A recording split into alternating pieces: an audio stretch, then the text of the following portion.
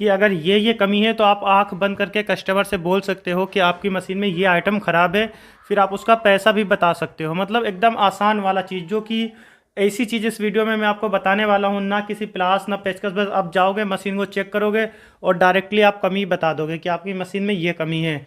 तो दोस्तों वीडियो काफ़ी इन्फॉर्मेटिव और नॉलेज वाले वीडियो पूरी देखना, पसंद आए तो एक लाइक करें, हमारे चैनल फिरोज़ इलेक्ट्रिकल को जरूर सब्सक्राइब कर लें, क्योंकि आपको हमारे चैनल पर इसी तरीके के इन्फॉर्मेटिव और नॉलेजेबल वीडियो मिलती रहती है। देखिए दोस्तों, सबसे पहले जो हम शुरुआत करेंगे वो अपने टाइमर से करेंगे। देखिए ये होता है वाश का टाइमर, ये होता है आपका सेलेक्टर, और ये होता है ड्रेन का सिस्टम, और ये होता है स्पिन टाइमर। अब आपको मैं बताता हूँ, जैसे ये टाइमर ख़राब है तो आप कैसे चेक करोगे। अगर आप कस्टमर के घर पे जाते हो, टाइमर ख़राब होने के और कई रीज़न होते हैं, लेकिन मैं जो रीज़न बता रहा हूँ ये आप डायरेक्टली ऐसे ही चेक कर सकते हो। अगर आप कस्टमर के घर गए, आपने टाइमर घुमाया ऐसे और टाइमर ऑटोमेटिक झटके से रिटर्न आ गया, इस तरीके से कटाक से रिटर्न आ गया, ऐसे घुमाया आपने और टाइमर रिटर्न आ गया, तो आप समझ लेना दोस्तों कि आपकी जो वॉशिंग मशीन है उसका टाइमर ख़राब हो चुका है, कोई हाल में सही नहीं होगा, चेंज ही करना होगा।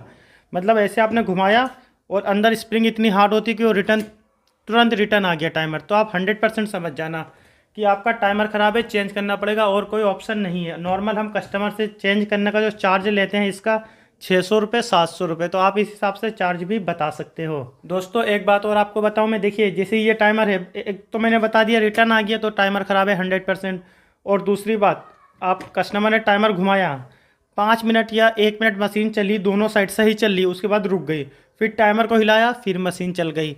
उस टाइम पर मतलब अचानक से टाइमर चलते चलते रुकने लगे, तब भी आप समझ जाना आपका टाइमर ख़राब है, कोई ऑप्शन नहीं है रिपेयर करने का, इसे चेंज करना ही होगा। उस टाइम पे भी आप कस्टमर को टाइमर चेंज करने के लिए बोल सकते हो। दूसरा चीज़ देखिए, आप गए कस्टमर के यहाँ पर और स्पिन टाइमर आपने घुमाया इस तरीके से, आपकी मोटर से वाइब्रेट की आवाज़ आने लगी, हूं की आवाज़ आने लगी, तो उस टाइम पर बहुत सारे हमारे भाई क्या कहते हैं, बोल देते हैं कि आपकी मोटर ख़राब है। देखिए इस सिचुएशन में अगर आवाज़ आ रही है तो क्या होता है, वैसे 80% मोटर ख़राब होती है तभी जब आप टाइमर घुमाओगे तब आवाज़ आती है। और दूसरी बात, अगर टाइमर घुमाने से आवाज़ आ रही तो आप डायरेक्ट कंफर्म ना करो कि मोटर ही ख़राब है, शायद कैपेसिटर वीक हो गया हो तो आपको कैपेसिटर चेक करना पड़ेगा, या ब्रेक का तार टूट गया हो तो ब्रेक लगी हो मोटर में, ये चीज़ें चेक करनी होती हैं इस वाले टाइमर में। लेकिन अगर इसमें रिटर्न आता है या रुक जाता है तो आपका ये टाइमर ख़राब है।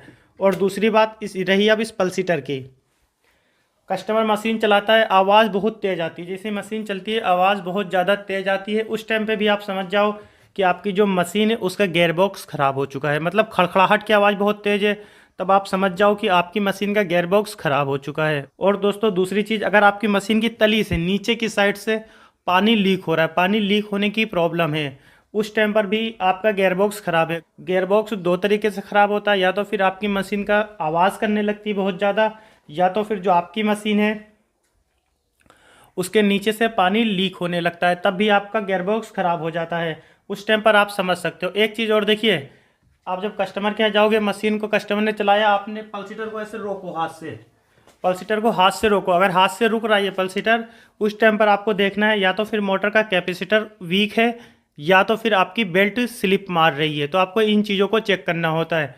पल्सीटर ऐसे रोकने से मतलब बहुत ज़्यादा ताकत नहीं, अगर आप थोड़ी ताकत लगाते हो इसमें तो पल्सीटर रोकने से रुकना नहीं चाहिए। बहुत ज़्यादा ताकत से तो रुक जाता है, लेकिन नॉर्मल जल्दी किसी से रुकता नहीं है। अगर रुक रहा है तब भी या बेल्ट की प्रॉब्लम है या पुली स्लिप हो रही है, तब आपको बैक साइड से ये आइटम चेक करना होता है। ऐसे मैंने हाथ रखा, ऐसे कम आवाज़ हो रही है, जब मशीन चल रही है कम आवाज़ हो रही है, लेकिन जैसे आप पल्सीटर पे हाथ रखते हो तो बहुत ज़्यादा तेज़ आवाज़ होने लगती है, खड़खड़ खड़खड़ बहुत तेज़ आवाज़ होने लगती है इसे रोकते ही।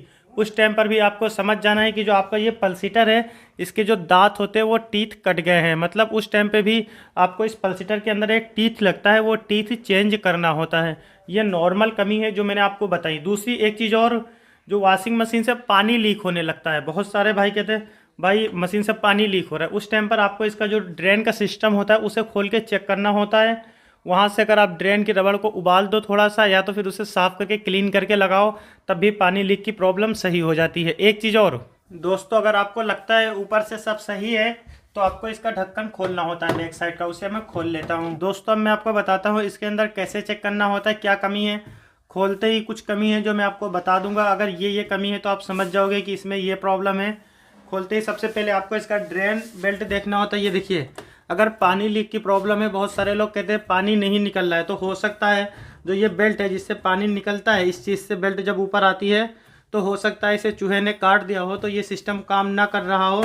तो आपको ये चेक करना होता है सबसे पहले, ये बेल्ट कटी हुई तो नहीं, ये सिस्टम सही है या नहीं सही है। स्पिन की जो मोटर होती है, अगर आपने टाइमर घुमाया और मोटर वाइब्रेट कर रही है, आवाज़ कर रही है केवल, तो आपको सबसे पहले ढक्कन खोलना होता है और इस ब्रेक को ऊपर की तरफ खींच के फिर चलाना होता है। कई बार ऐसा होता है कि इसकी जो ब्रेक होती है वो चिपक जाती है, या ऊपर से ब्रेक सही से ऊपर तार उठता नहीं है, इस तरीके से ब्रेक लगी रहती है मोटर में, और आपकी जो मोटर होती है वो वाइब्रेट हूँ की आवाज़ करती रहती है, चलती नहीं है मोटर।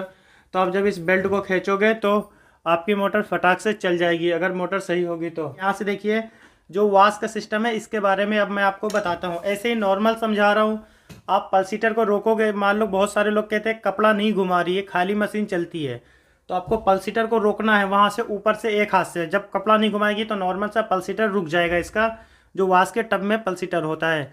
फिर आप रोको, फिर आपको यहाँ मोटर पे चेक करना होता है इसके अंदर कि आपका जो बेल्ट है वो स्लिप हो रहा है या फिर मोटर ही रुक जा रही है। अगर मोटर रुक जा रही है यहाँ पर, जब आप पल्सीटर रोकोगे आपकी मोटर रुक गई, मतलब बेल्ट स्लिप नहीं मार रही, मोटर चलना ही बंद हो गई, उस टाइम पर आप समझना मोटर या फिर हमारी वीक है, या तो फिर कैपेसिटर वीक हो गया है, या फिर मोटर ख़राब हो सकती है। तो आपको कैपेसिटर सबसे पहले चेक करना होता है इस हाल में। और दूसरी बात, जब आपने रोका तो मोटर चल रही है, बेल्ट स्लिप मार रही है, तो उस टाइम क्या होता है, या तो फिर आपकी बेल्ट कट गई होती है या तो फिर पुली ख़राब होती है। नॉर्मल आपको दोनों चीज़ चेंज करना चाहिए, बेल्ट के साथ में पुली भी। बहुत बार ऐसा होता है लोग केवल बेल्ट चेंज करते हैं, मेरे हिसाब से जो सही तरीका है आपको पुली पहले चेंज करना होता है, बेल्ट बाद में। क्योंकि बेल्ट एक बार चल जाती है, लेकिन पुली जब कटती है आप बार बार बेल्ट लगाओगे वो बेल्ट काटती रहेगी, तो जब पुली चिकनी हो जाती है तो ये प्रॉब्लम होती है। तो इस चीज़ को आपको ध्यान रखना है दोस्तों। ये कुछ नॉर्मल से कमी थी जो मैंने आपको बता दी इस वीडियो में। अगर आपका कोई सवाल है तो आप वीडियो में कमेंट करें, मैं उसका रिप्लाई कर दूंगा। वीडियो पसंद आई हो तो एक लाइक करें, हमारे चैनल को जरूर सब्सक्राइब कर दें।